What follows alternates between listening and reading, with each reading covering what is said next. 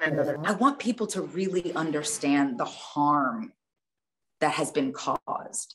Mm-hmm. So we really understand how to move forward and what this industry can look like.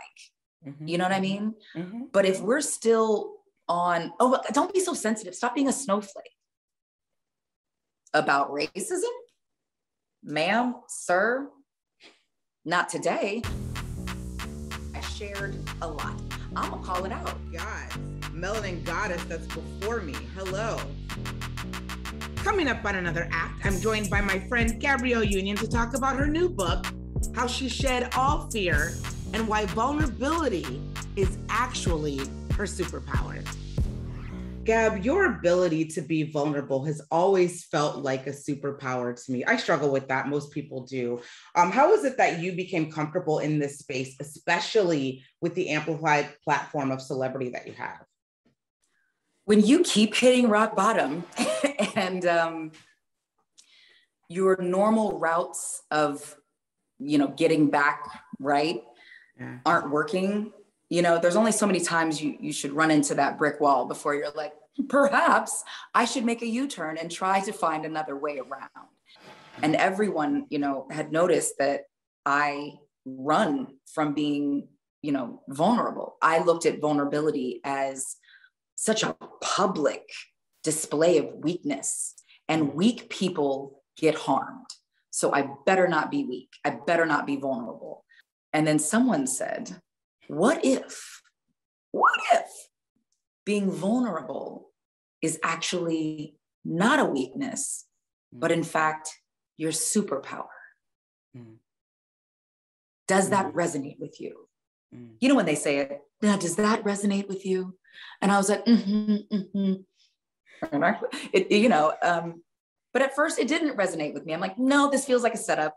This feels like a trap. You're trying to get me to just be, here, love me. Here I am. Look at me cry, like whatever. I don't know what I thought vulnerability was, but it definitely encompassed a lot of public crying and just like, emotional diarrhea to like the world. And when I realized that vulnerability can take so many different forms and can present itself in your life in so many different ways, but instead of categorizing all vulnerability as inherent weakness to be picked apart to harm, what if it's actually our superpowers leading us to our best self? And I was like, I suppose I can try. And everything shifted. That said, were there any fears or concerns that you had about being this open when you wrote, "We're going to need more wine"? And if so, like, how did you overcome that? With "We're going to need more wine," I thought like, okay, I put out a lot. I shared a lot. I couldn't even tell my urethra from my vagina. Like I shared a lot. And that felt like kind of terrifying. But at the end of the day, on that book tour, it felt like a revival because what it did was build community. A lot of us feel like we're drowning in plain sight and people are walking past us with life preservers and no one is even like looking in our direction to try to throw one to us. So in sharing these stories and being transparent and open and honest about my journeys, I hope to be creating community and making at least one other person not feel alone and like they're drowning and no one's paying attention. So with You Got Anything Stronger, it's really about, there was a lot I held back because I hadn't healed enough. There wasn't enough time to have a healthier perspective and to be able to talk about it in a meaningful and an impactful way.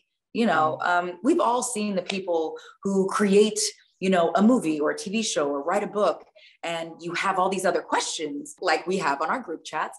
And they're like, oh, well, it's all on the screen. It's all on the screen. It's all on the page. Okay, well, yeah, I watched it. I read it. Like, I get it. But like, you're here right now. Can't you tell me a little bit more? Give me another life preserver. I want to hear more. And if you're not in a healed or evolved or comfortable enough space to have those conversations about your work, then perhaps it's best to hold on to it a little bit longer. So it took me 4 years to have the strength and the tenacity to really do a different kind of work in therapy to get to a place where I felt, comfortable enough to share these other stories, and, that I guess in comparison are like, oh goodness. Okay. She really went there. Yes. But to then talk about it in an impactful way. Yeah. I want to go back a beat when you said the idea that you realized you were creating a sense of community. That resonated with me really well, because I remember when you knew that I was reading your first book, you texted me and you were like, let me know if you ever want to stop and talk through some of these things that, as I was reading it. And to me, that communicated that you knew we're going to need more wine. And I would guess with this new book, that it's not just about you. Like, it's bigger than you. It's probably like an extension of therapy for you in some ways. And I want to hear you talk about that, because that feels important to have identified that even though this is about your life and your experiences, you're understanding that there's this collective shared experience at the same time.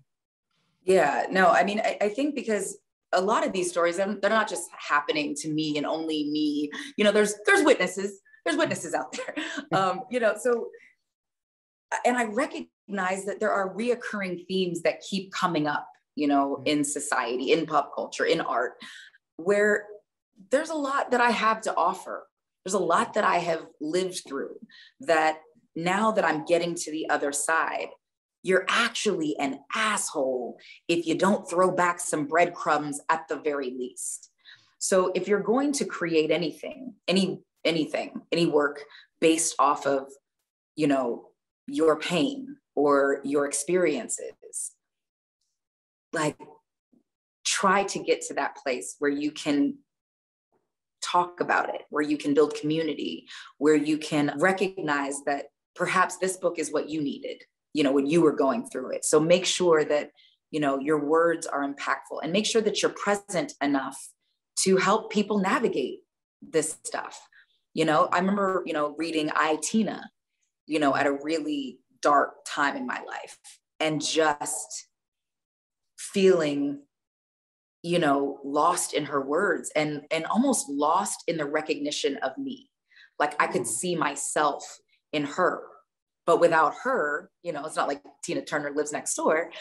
I didn't always know what to do with those stories and how it made me feel, So what I'm trying to do is be a little bit more present, to talk through some of those more challenging stories, so you can help in a more meaningful way, because there's a point where you got to recognize that it's not enough just to put it on the page, that there are larger conversations to be had, and also to recognize that some of these things can be very triggering.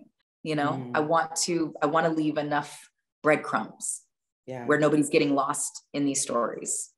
So we can figure out how to get our way home. Yeah. In this new book, You Got Anything Stronger, we're going to need something a little bit stronger, because for starters, you take on, in your words, racist institutions and practices in the entertainment industry, where you're asking for equality and real accountability.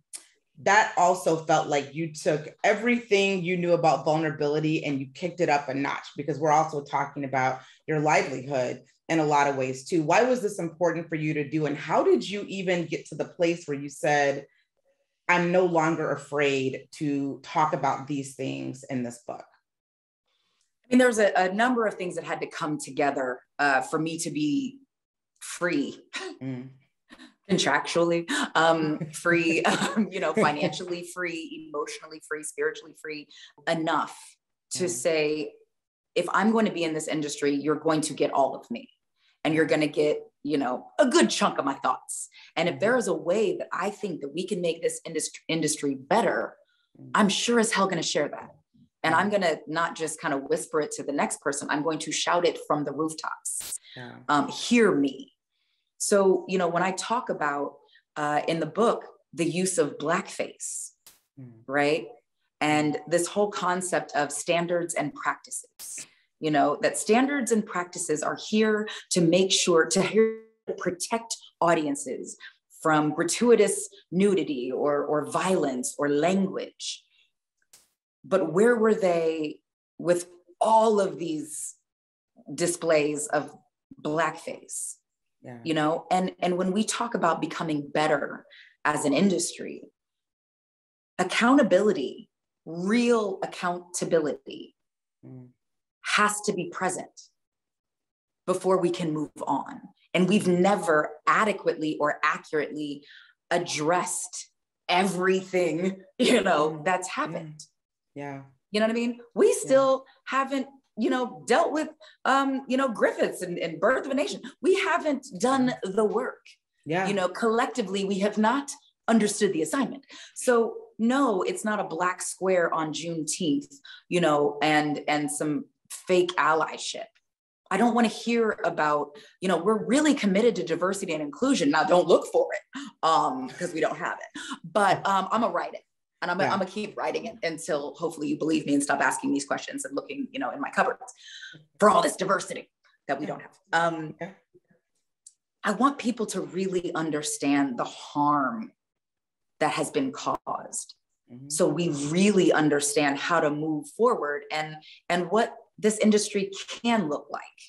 You know what I mean? But if we're still on, oh, don't be so sensitive. Stop being a snowflake about racism. Ma'am, sir, not today. I'm gonna call it out. And I'm, you know, Kelly, you know, I like to be in the corner playing Words with Friends with, you know, a margarita. So if I even say anything, it has to be egregious. Like, what the hell? But I also recognize that if I say this and I lose my place or I lose something, whether that be a job, an opportunity, respect, access, whatever, am I okay? You know, I'd be a damn fool to sit up here and lie and say that I haven't accumulated enough, you know, money, and that my husband has not accumulated enough money, that if we got all this and we're still acting like scared little mice in the face of, you know, what was the point? So, okay, kick me out if you need to, but I'm gonna tell, you know, I'm gonna tell it, and I'm gonna do my best to make sure this is way better for whoever else is out there and whoever else is coming behind me. But I have to acknowledge the privilege and, you know, of my place to speak out. Yeah. No, that's amazing, because that's how we effectively get to the change that everyone spent much of the summer of 2020 talking about, especially in this industry. And I feel like people who are outside of this industry are so much more hyper aware of something that happens in what's considered to be a very progressive industry that hasn't happened. But that said, what does progress look like to you, especially, you know, the things that you write about? Like, what has to happen for you to say, at least we're moving in the right direction? Maybe not we've solved it, but we're at least moving in the right direction. Acknowledge it. I don't want to hear your carefully crafted PR statements. I don't. When they say the proof is in the pudding, you don't even have pudding, you got Jell-O. So the whole operation is a lie. I need you to acknowledge that. I need you to acknowledge that we didn't just make all of this up in our minds. We're not imagining this.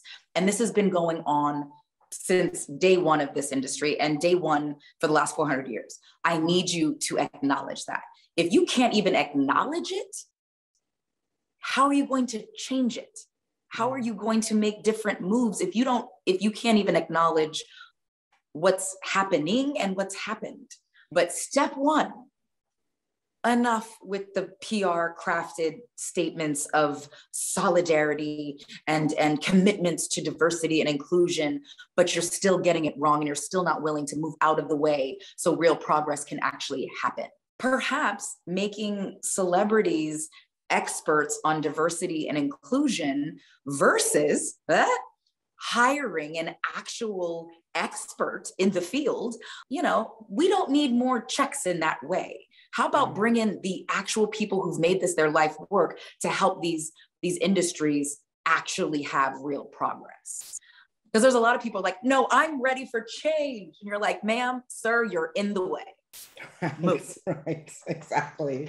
Now, you know, all that said, how has everything that you've experienced and now have written about changed how you navigate Hollywood moving forward? I mean, I haven't to have on good authority that you own your own production company.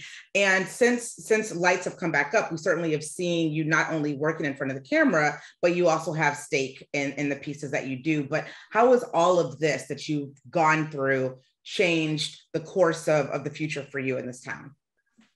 Well, hopefully I'm doing a decent job at making sure that I'll have my production company, that we are always staying true to our foundation and our mandates. And then you got to stay with, your creatives start to finish, no matter what the outcome is. You got to make sure that you're right there in the trenches with business affairs as deals are being made. We've had situations where, people were, fighting for executive producer credits and then having conversations about worthiness of who's worth executive producer credits. And I'm like, all of these people are worth it. Mm-hmm. Why are we gatekeeping a credit, that they're not asking for anything more than what they deserve. Mm-hmm. So, you can't bail when the conversations get difficult. You got to really understand what side your bread is buttered on and how you want to move through the world. If you're well, let me unlock the door, but that's all I'm comfortable doing. Let's just be clear about that. Don't try to front like you're leading the fight.